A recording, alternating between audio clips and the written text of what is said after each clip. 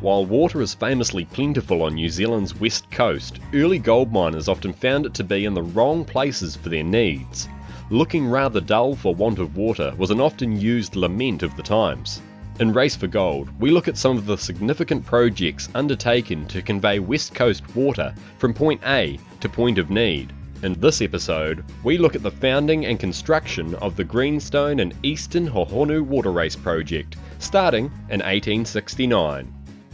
The Duke of Edinburgh Terrace, around 6 kilometres due east of Kamara in the Greenstone Valley, had originally been tunnelled for its golden mining returns. Heading into the 1870s, it was a place in great need of larger and more consistent water supplies to get 19th century gold production really going. Within days of a motion being passed by local groovers and shakers of the time, the acquisition of a government surveyor was green-lit, and one William Creighton Fortescue Armstrong put out a notice for tender in mid-January 1869, requesting the survey of a water race in the Greenstone district. By just January 31st, a surveyor was confirmed and had already begun laying out the line for this water race project. The goal being to source water from the big Hohonu River, bring it to the Duke of Edinburgh Terrace, and then possibly convey it all the way down to the Taramako River. This would require a water race that ran around 6 miles to the terrace, and if it continued down the valley would form a length some 15 miles in total, bringing the benefits of an estimated 32 sluice heads of water to the Duke miners. In the meantime, lack of water remained a constant issue at the Duke of Edinburgh. Pay dirt was piling up in weight of the water required for washing, and one correspondent reported that the miners were not cleaning enough to make a difference with the gold escort, referring to the gold buyers of the era and their accompanying armed guards not walking away with much mineral to show for their visits. Gold cradles were being employed to at least clear some of the pay dirt, as while not the most efficient or speedy method of the times, cradles, also known as rockers, only require a minimal amount of water use. By March, the Eastern Hohonu Water Race Company is formed. Armstrong and party are well underway with their project, but it is still some 6 months distant from being finished. An estimated 50,000 feet of fluming are rumoured to be required for the task, but this doesn't worry the old-timers, as on April 26th the tender for work opened, and by May all sections of the build have been let to contractors. A store is set up to service these contractors, and many establish workers' camps for the task at hand. During this time, there must have been a little bit of rain about. A temporary availability of extra water helps get the Duke of Edinburgh miners moving moderately ahead, leading to nuggets up to 4 ounces being found on the site. 2 landslides also came down and caused a slight bit of inconvenience. The productivity doesn't last too long, as by the end of May around 200 people have left the terrace area, and as the months progress, the population continues to dwindle almost to the point of appearing deserted. Considering the impenetrable landscape, untampered terrain, and the 19th century tools at hand, progress is relatively rapid. It takes until mid-August for the water race to make an appearance near the Duke, putting it within cooee of success. However, the completion is still some 3 weeks away. Therefore, early September is cause for celebration. All employed on the project are paid out at their contract's completion, but unfortunately, despite stringent following of the survey and engineering plans, there is a fault. One section of the race collapses as a result, but as the project manager, Mr. Armstrong is given somewhat of a reprieve on this matter, due to the way he diligently pursued and supported the overall construction. Aspects of the failed 2 chain lengths of race are soon amended. The following week, Armstrong is personally declared bankrupt and his estate is opened up for creditors to pick over. Conveniently, the Greenstone and Eastern Hohonu Water Race and Gold Mining Company, as it is now named, has acquired a massive 10 acres of prime land at the Duke of Edinburgh Terrace. This eventually allows for the employment of around 60 men alone, and the designated site manager is none other than Mr. W.C.F. Armstrong. Despite suggestions that he'd make more money subletting the company claim to smaller operators and charging them for water rights, he gets to work arranging to bring a side flume in from the main water race to where they need it on the terrace. The place springs back into life as other claims along the terrace begin paying for water rights access at a rate of £2 per week for a head of water, considered a temporary prospecting price to encourage other miners to the area. Hydraulic mining can now get thoroughly underway. Although there does turn out to be a few sticking points due to the huge volumes of water that Armstrong's company requires and the water supply not physically being able to meet everyone's demands. The race is apparently only carrying 25 head of water, over 20% less than originally intended. That supply can diminish right down further to just 11 head of water during dry spells. Problems are already reaching a tipping point in 1870. For starters, plaintiffs take the company to Warden's Court for flooding out or damaging their claims with runoff. Then the company put the price of water up to £3 10 shilling per government head per day of 8 hours. Now, many of the miners weren't as concerned by this cost as they were concerned about paying a high fee for such an inconsistent water flow. Eastern Hohonu Company operations take a hiatus for a few weeks in May to allow the other claims access to enough volume of water. This move sees around 50 of the company's own employees put out of work. In August, the company took attacking action and let out for tender the construction of an extra branch of water race and a new reservoir dam to help store up additional water supplies during the night. At this stage, miners were somewhat unwilling to work at night, considering the steep faces and precipitous boulders hanging tentatively above them. Following an extension on the tender period, the project is finally taken up.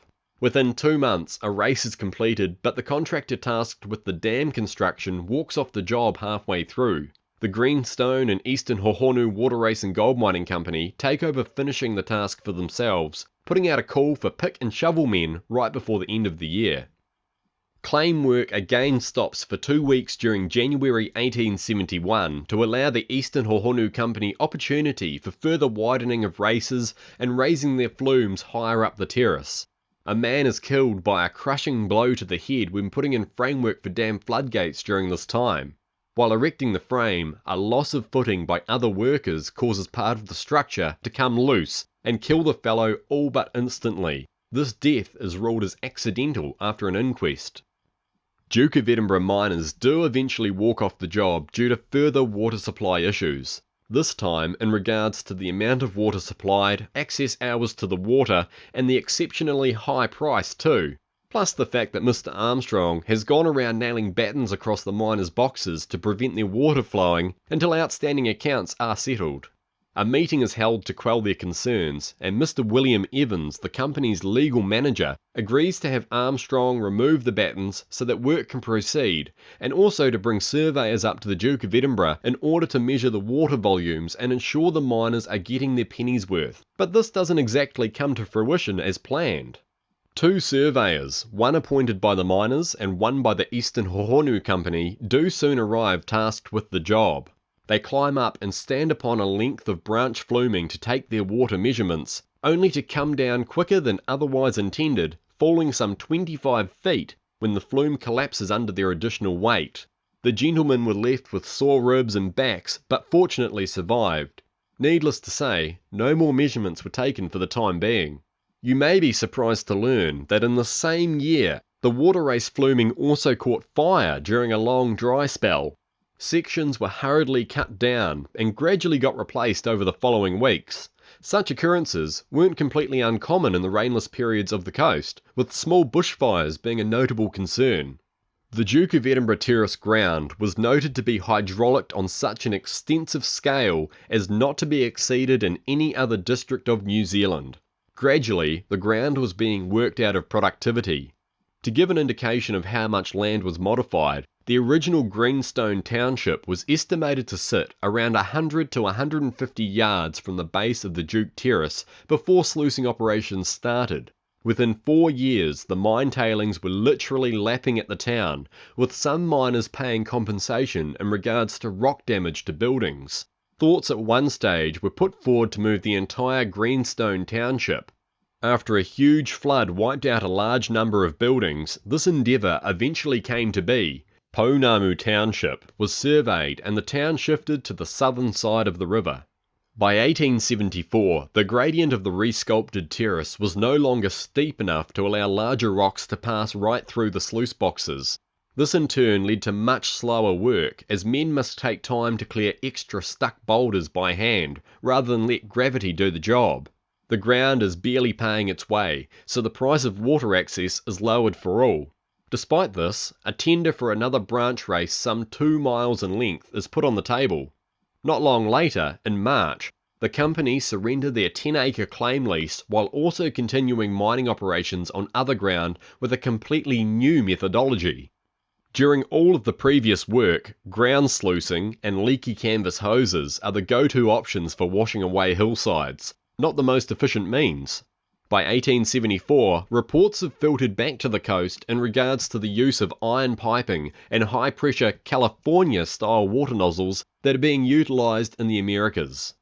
Armstrong is advised on this and helps purchase what appears to be one of the first proper sluice cannons in New Zealand, for the purpose of work, plus trial and showcase to other mining operators. By 1874's penultimate month, the new technology arrives in New Zealand and a tender goes out for conveyancing of the hydraulic nozzle and iron piping from Hokitika to the Duke of Edinburgh Terrace. It is said that the destructive operation of this unit, once in place, is quite an incredible thing to lay eyes upon.